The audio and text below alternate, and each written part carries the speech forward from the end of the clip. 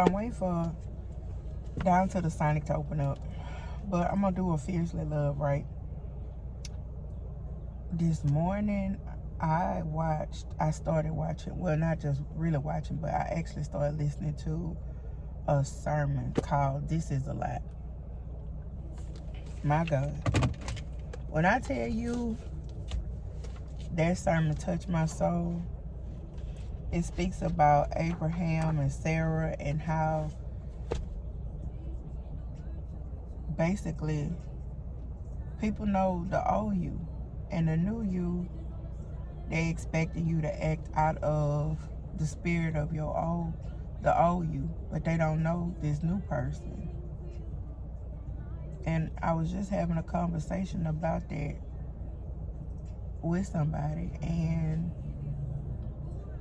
yeah, they have so many miserable people in the world that actually glean and get elated off of what they feel like, I guess, is your downfall, or they feel like it's something that disturbs your spirit. Listen, listen.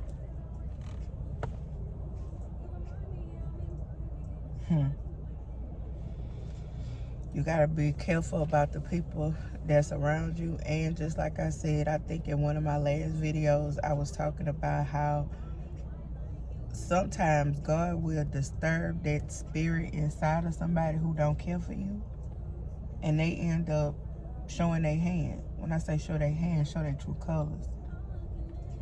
It's crazy. So today is 67. It says, don't dare compare. Not that we dare to classify or compare ourselves with some of those who are commending themselves. But when they measure themselves by one another and compare themselves with one another, they are without understanding. 2 Corinthians 10:12. Y'all notice that them people who have biblical names are some of the most hell raisers?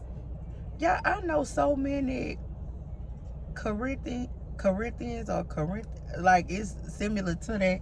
But listen, that's crazy. Comparison has a pull to it, and if allowed, it will move you away from your truest center. Comparison will attempt to puff you up through the vehicle of pride, or it will push you down through the tyranny of insecurity. Either way, it will not be long before you feel as though you are off kilter and outside looking in. I hate seeing anyone unintentionally left out. Yet there are times when feeling on the outside is the only thing that causes us to look within.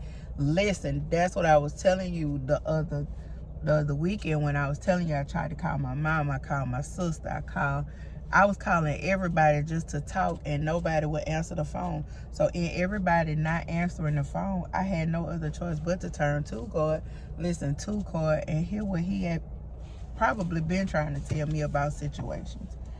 It says, don't you dare classify, compare, or commend yourself. Why? It is an action of pride, even if the comparison you make is unfavorable. We all know pride is a prosecutor to a wipeout.